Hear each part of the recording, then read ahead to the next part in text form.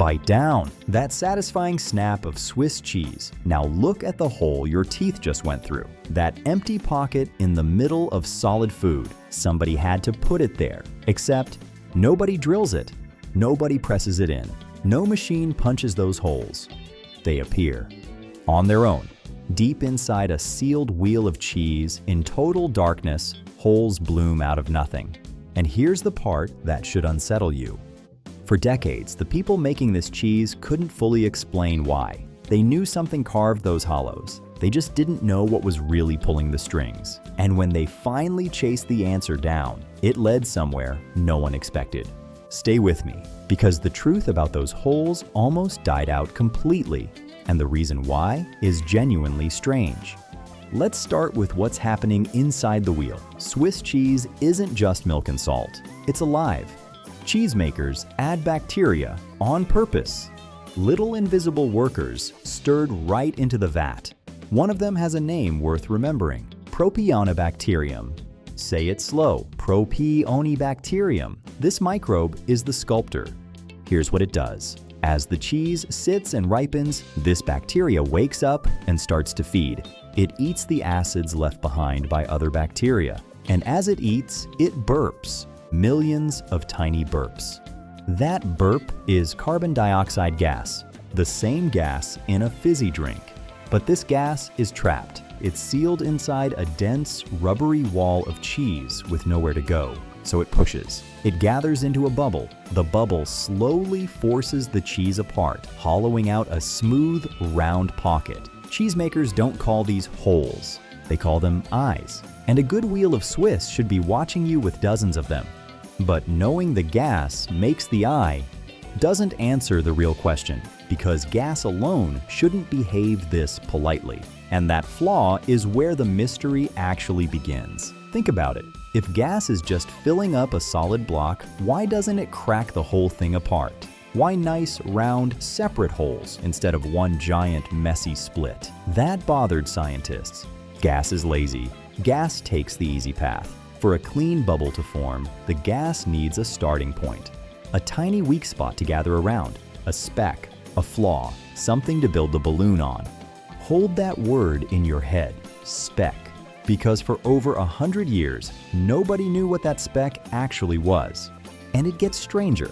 The temperature has to be perfect. The young wheels get moved into a warm room, around 70 degrees. It's kept warm for weeks, like an incubator. In that heat, the bacteria go wild, the gas floods out, and the eyes swell open. Then the cheese is chilled to freeze the whole scene in place. The eyes are locked in forever. It sounds like a solved recipe, doesn't it? Warmth, bacteria, gas, holes. Except sometimes the recipe just failed. And no one could say why. Some wheels came out wrong. Cheesemakers had a chilling word for it. Blind.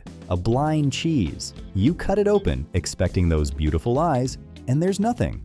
Solid, dense, staring back at you with no eyes at all. Same milk, same bacteria, same warm room, and yet blind. Then the opposite would happen. A wheel would tear itself apart with too many cracks and splits.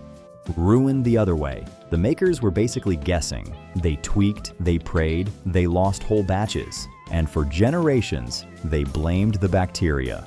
More bacteria, more holes. That was the theory. Simple, clean. Everyone believed it. There was just one problem. The theory was about to be humiliated, because in the modern era, something terrifying started happening to Swiss cheese. The holes were vanishing. Not in one dairy, across the entire country. And the bacteria theory couldn't explain a single bit of it. Keep listening, this is where it turns. Picture Switzerland over the last few decades. Cheesemakers start noticing it. Their cheese is going blind. More and more wheels, year after year, coming out with fewer holes. Smaller eyes, sometimes almost none. This is a national treasure closing its eyes for good. And here's what made it a real mystery. Nothing obvious had changed. Same cows, same recipe passed down for generations, same careful bacteria. If anything, the dairies were cleaner than ever. Modern, sterile, state-of-the-art. So the scientists at Switzerland's Agricultural Institute took the case. They ran the wheels through medical scanners, X-ray machines, CT scans, the tools you'd use on a human body, pointed at cheese. They watched holes form in slow motion, day by day, and they started testing everything. What if it wasn't about adding something?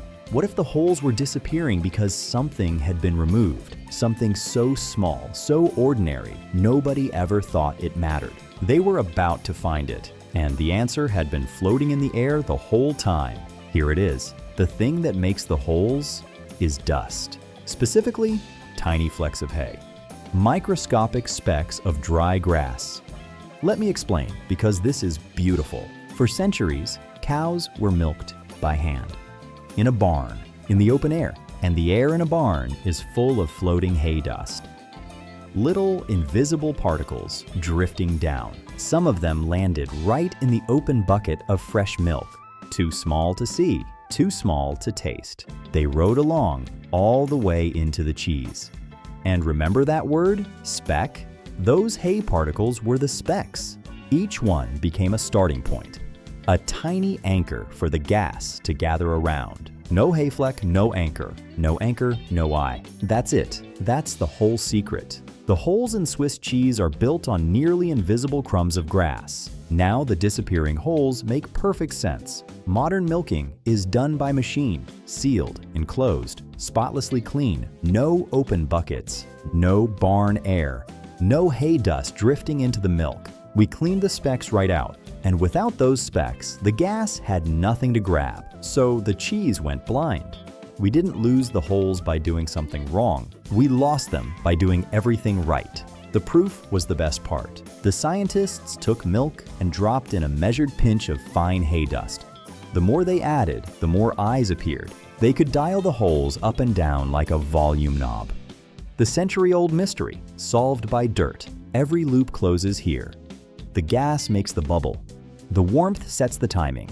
The blind cheese was milk with no specks, and the specks were hay all along. So the next time you hold a slice of Swiss up to the light and you look through those holes, remember what you're really looking at.